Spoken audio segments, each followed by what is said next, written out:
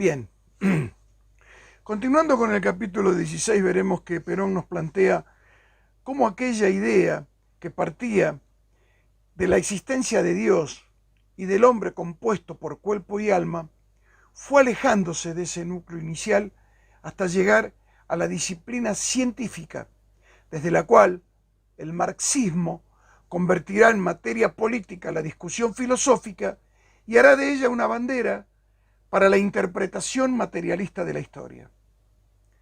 En este itinerario, dice Perón, hemos pasado de la comunión entre materia y espíritu al imperio pleno del alma y de ahí a su disolución y anulación final. Y agrega que pese al flujo y reflujo de las teorías, el hombre, compuesto de alma, cuerpo, vocaciones, esperanzas, necesidades y tendencias, sigue siendo el mismo.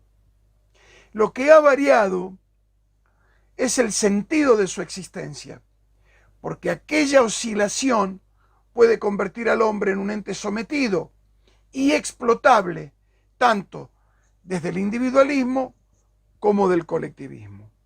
Es decir, las sociedades se mueven en un sentido pendular desde el espiritualismo extremo al materialismo extremo y desde el colectivismo extremo al individualismo. Espíritu y materia, individuo y colectividad. De eso se trata la eterna lucha que el peronismo resuelve, el pensamiento de Perón resuelve a través de lo que ya vimos en otras clases, la armonía, la proporción y el equilibrio. Por eso las sociedades serán empujadas hacia una izquierda conservadora, como también hacia un materialismo no filosófico, lo cual convierte en inevitable caer en la pendiente marxista. La discusión entre los dos polos del hombre, alma y cuerpo, continuará a través de los tiempos. Cuando lean este capítulo se van a encontrar con una frase de Víctor Hugo, nuevamente citado por el general. Léanla, no se la pierdan. Léanla una vez, 10 veces, las veces que sean necesarias, métanla dentro de ustedes, van a ver que les hace bien. Porque de lo que se trata, en suma, es de aquellas jerarquías humanas que Perón sostiene necesario revisar, porque sin el hombre no podemos comprender en modo alguno los fines de la naturaleza, el concepto de la humanidad, ni la eficacia del pensamiento. Y no se refiere Perón al hombre máquina, al hombre enjaulado entre las opciones de producir y consumir. No se refiere Perón al hombre sin techo celeste, porque el hombre, veremos que Perón dice esto en páginas posteriores también, es comparable al centauro, que galopa entre nubes de polvo con la mirada puesta en el infinito. El centauro es una imagen, es un mito tomado por el general Perón en varios puntos de su libro. Y eso nos habla de un ser dueño del libre albedrío en su patria terrestre y libre para escrutar el silencio de los cielos en su patria celeste, como había dicho unos años antes el maestro Leopoldo Marechal en su premiado poema llamado precisamente El Centauro. En realidad, Marechal aborda este tema en distintos textos y no solamente en ese poema, pero bueno, eso lo veremos en otro momento, cuando ustedes quieran hablaremos sobre Marechal.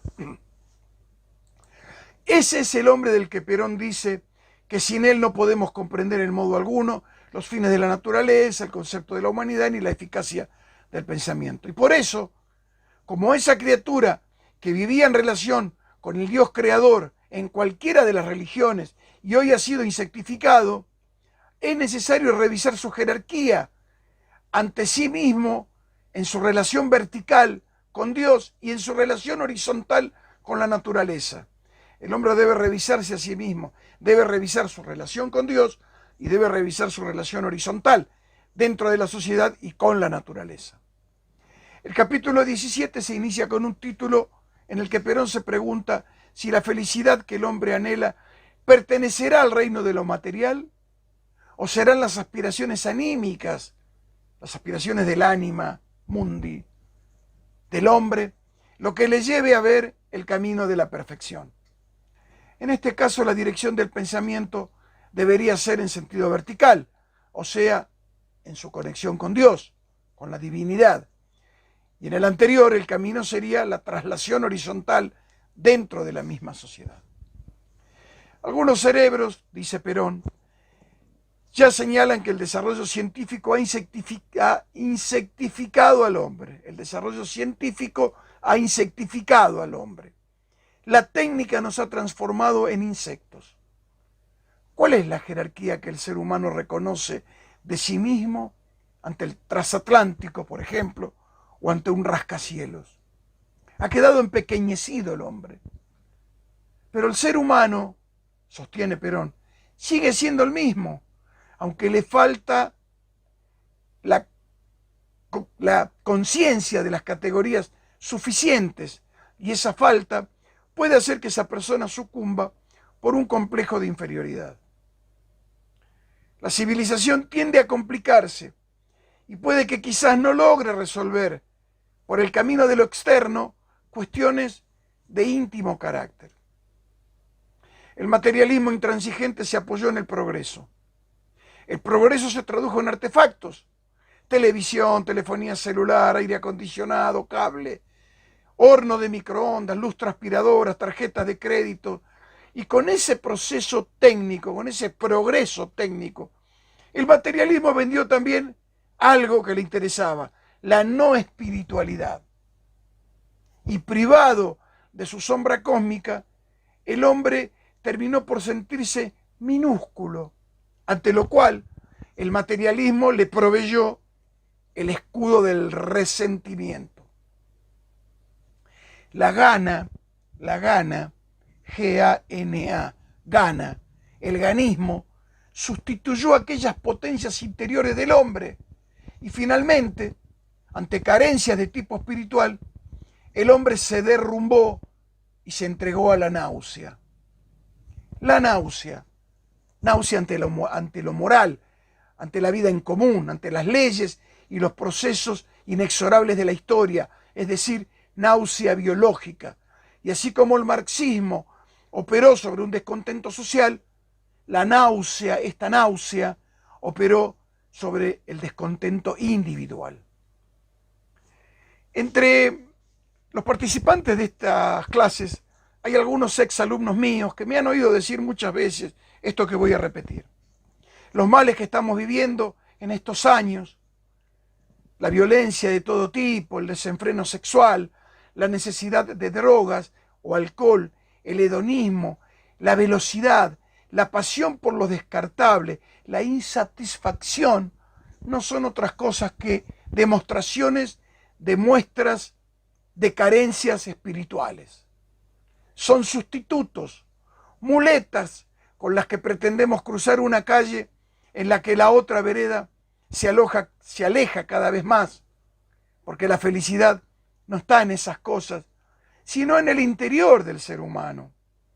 Como dice nuestro poeta o profeta folclórico Pablo Truyenque en una célebre chacarera: fue mucho mi penar andando lejos del pago, tanto correr para llegar a ningún lado, y estaba dentro de mí lo que buscaba por ahí. Qué mágica es la poesía, ¿no? O la música popular, que en 3 minutos sintetiza lo que a veces un filósofo necesita muchas horas de cátedra para explicar. Por eso estamos ya ante una sociedad desmoralizada, separada de aquel necesario y vital soporte moral que ni siquiera busca esa sociedad, busca porque no se le permite una certidumbre para reclinar su cabeza. Perón sostiene a lo largo del libro su fe en el ser humano. Y en este capítulo rescata una fábula en la que un hombre desdichado es invitado por Melusina, reina del país de los enanos, a reducir su tamaño para compartir con ella su elevada jerarquía, porque ella era reina, pero en el país de los enanos. Ella le ofrece a este desdichado humano amor, poder, riquezas, solo que en un grado inferior. El tipo será rey, pero entre enanos. Él acepta, pero aún gozando de todo el poder, este hombre, el más mísero de los mortales, añora su forma anterior. ¡Qué grande! Y la añora, suponemos, porque su escala de magnitudes le advierte que en la prosperidad o en el infortunio su estado anterior era inimitable, porque en el hecho complejo del existir el hombre, la persona, es sin más una entidad superior. Lean esta fábula, que es de Goethe. Es un pequeño relato que les hará bien. Lo que ha ocurrido, dice Perón, es que la fábula de Medusina ya se produjo. Esta es la mala noticia. Y se produjo entre nosotros, pero a la inversa, ya que el hombre aquel que tenía una relación permanente y vital con las magnitudes cósmicas ha sido insectificado, ha sido reducido en sus perspectivas íntimas. Lo que caracteriza a las comunidades fuertes y vigorosas es ese reconocimiento del ser humano como una entidad superior. Y eso otorga un grado a esas individualidades que se disponen a engendrar en lo colectivo algo superior. Y a esta comunidad se llega desde abajo, dice Perón. Como dice el Martín Fierro, que el fuego para que caliente debe venir desde abajo. Se llega desde abajo, no desde arriba. Se alcanza por el equilibrio, no por la imposición. Las comunidades formadas por el ascenso de sus individualidades, por la potencia de sus individualidades conscientes, poseen hondas razones de supervivencia, mientras que las otras se caracterizan por su provisionalidad. Son instancias provisorias, cuyo valor histórico es precisamente su cancelación. Bueno, por hoy nada más. Muchas gracias.